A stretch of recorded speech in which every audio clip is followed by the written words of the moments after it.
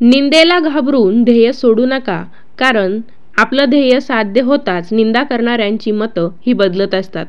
Hi hello नमस्कार, मी कोमल आणि स्वागत आहे तुमचं नाशिककर कोमल या यूट्यूब चॅनलवर. आपल्या घरात सकारात्मकता यावी यासाठी आपण बरेचसे उपाय करत असतो.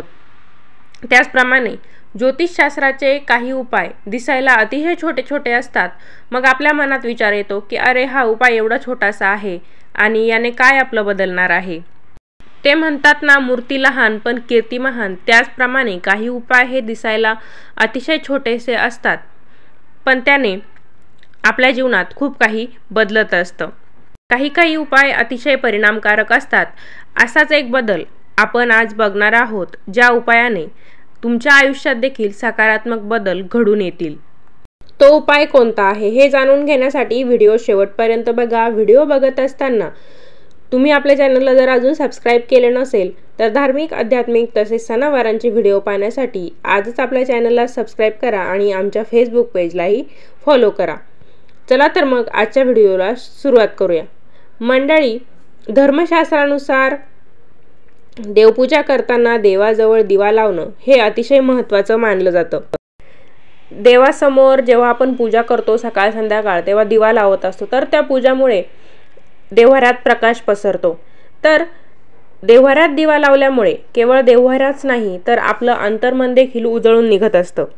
हा दिवा लावताना कोणी तेलाचा वापर करतं, कोणी तुपाचा वापर करतं. प्रत्येक वार कोणत्या ना कोणत्या देवाला समर्पित आहे हे आपल्याला माहीत आहे. जसं की रविवार खंडोबा महाराजांना समर्पित आहे, तसं शनिवार हा शनिदेवाला समर्पित आहे. शनिवारच्या दिवशी पूजेच्या वेळेस तुम्ही जर काही गोष्टींची काळजी घेतली तर तुमचं भाग्य उजळून निघू शकतं. दर शनिवारी तुम्हाला एक उपाय करायचा आहे. तो उपाय म्हणजे शनिदेवांना मोहरीच्या तेलाचा दिवा लावलेला फार आवडतो. त्यामुळेच शनिवारच्या दिवशी घरी देखील मोहरीच्या तेलाचा दिवा लावला जातो आणि शनिदेव प्रसन्न होत असतात. तर त्यात तुम्हाला एका गोष्टीची भर घालायची आहे, ती म्हणजे ज्यावेळेस तुम्ही शनिदेवाला मोहरीच्या तेलाचा दिवा लावणार त्यावेळेस त्यामध्ये एक लवंग देखील तुम्हाला टाकायचा आहे. तुम्ही हा दिवा शनी मंदिरात जाऊन नाही लावला तरी चालेल. तुम्ही हा दिवा तुमच्या देवघरातच दररोज जो तुम्ही दिवा लावतो त्यामध्येच तुम्ही दररोजप्रमाणे तूप किंवा इतर तेल न टाकता त्यामध्ये मोहरीचं तेल टाकून हा दिवा लावायचा आहे आणि त्यामध्ये एका लवंगाची भर घालायची आहे. तुम्ही म्हणाल की याने काय फायदा होतो, तर मोहरीचं तेल हे खूप महत्त्वाचं आहे, त्यामुळे आपल्याला अनेक फायदे होतात. ज्योतिषशास्त्राने मोहरीच्या तेलात लवंग टाकून दिवा लावणे या उपायाला भाग्योदयासाठी पुष्टी दिलेली आहे. आता यावरून तुम्हाला भाग्योदयासाठी ज्योतिषशास्त्रानुसार हा छोटासा उपाय किती महत्त्वाचा आहे याचा अंदाज आलाच असेल.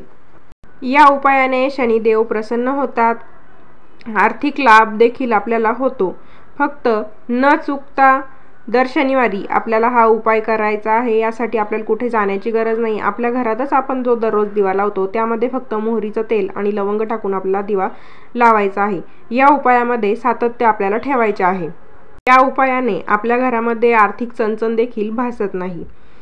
साधा विचार आहे, जर आपल्या घरामध्ये आर्थिक अडचण असेल किंवा कुठलीही समस्या असेल तर त्यामागे कुठला ना कुठला दोष असतो, ग्रहदोष असतो, काही ना काहीतरी यामागे लपलेलंच असतं.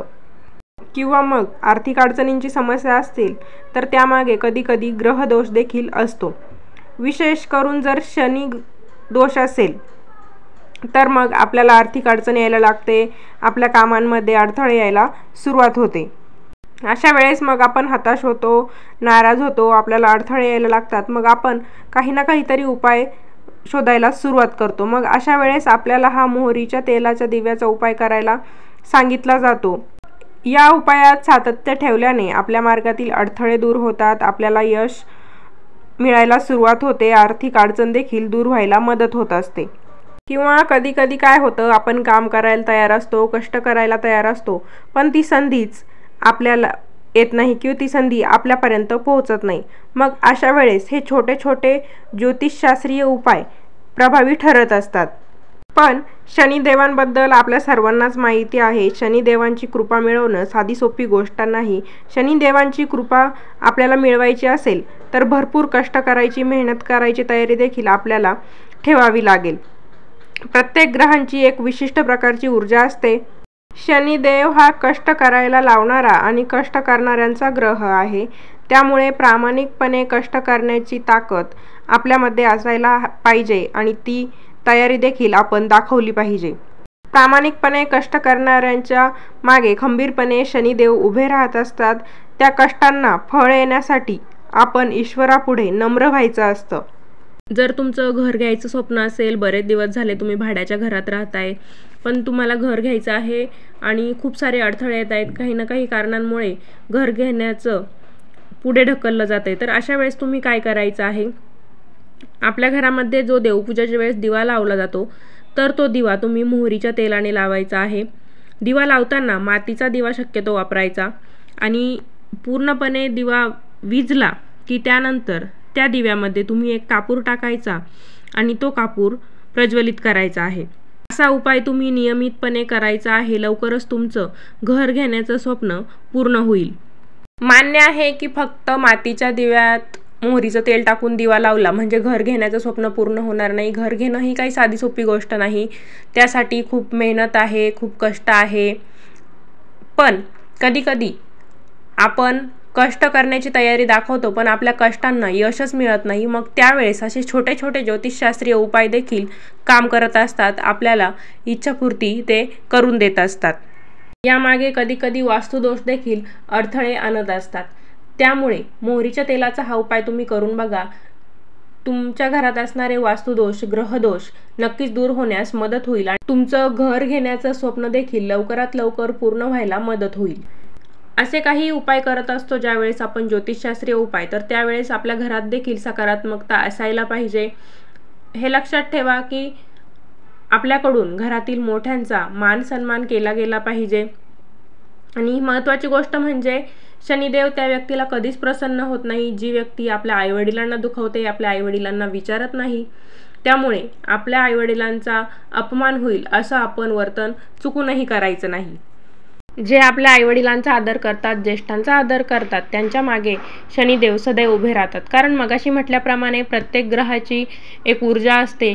ज्याप्रमाणे गुरुदेव आपल्या वडिलांच्या माध्यमातून, आपल्या गुरुजनांच्या माध्यमातून आपल्याला मदत करतात, त्याचप्रमाणे शनिदेव कष्ट करणाऱ्यांच्या मागे उभे असतात. आपल्या घरातील आईवडील, ज्येष्ठ लोक, आपल्या हाताखाली काम करणारी लोक किंवा समाजातील इतर कोणी लोक यांच्याशी आपण कसं वागतोय किंवा मग यांची आपण सेवा केली तर त्यावेळेसच शनिदेव आपल्याला प्रसन्न होत असतात. बऱ्याच जणांचं काय असतं की हा तुम्ही ज्योतिषशास्त्रीय उपाय सांगता पण आम्हाला त्याचं फळ भेटत नाही. पण हे लक्षात ठेवायचं आहे, ज्योतिषशास्त्रीय उपाय आपण जेव्हा करत असतो त्यावेळेस आपली वागणूक देखील महत्त्वाची भूमिका बजावत असते. त्यामुळे आपल्या वागणुकीमुळे कोणालाही त्रास होणार नाही याची जबाबदारी आपण घेतली पाहिजे.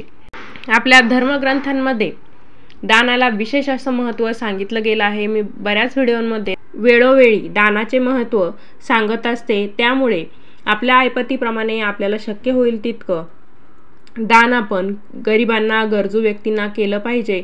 अशाने काय होतं, आपल्याला गरिबांचे, गरजू व्यक्तींचे शुभ आशीर्वाद लाभत असतात. त्यांची कृपादृष्टी आपल्यावर होत असते. ज्योतिषशास्त्रानुसार जर आपल्याला जीवनामध्ये प्रगती करायची असेल तर आपल्या घासातला घास पशुपक्ष्यांना काढून दिला पाहिजे. म्हणजे काय, तर आपण कधी काय होतं, गावाकडे जर जेवायला बसलो आणि आपल्या घरी कुत्रा असतोच, तो कुत्रा दरवाजासमोर येऊन उभा राहतो. मग त्याला तसं हाकलून न देता एक चतकोर का होईना, एक घास का होईना पोळी आपण त्याला आपल्या ताटातून दिली पाहिजे. आपल्या जीवनाच्या प्रगतीत पशुपक्ष्यांचे आशीर्वाद देखील महत्त्वाचे असतात. तर अशा प्रकारे आजच्या व्हिडिओमध्ये या तेलाच्या दिव्याने आपले भाग्य उजळू शकते. तर ते तेल कोणतं याबद्दलची सविस्तर माहिती आपण बघितलेली आहे. व्हिडिओ कसा वाटला मला कमेंट करून नक्कीच कळवा आणि पुन्हा भेटूया अशाच एका नवीन व्हिडिओसोबत. धन्यवाद.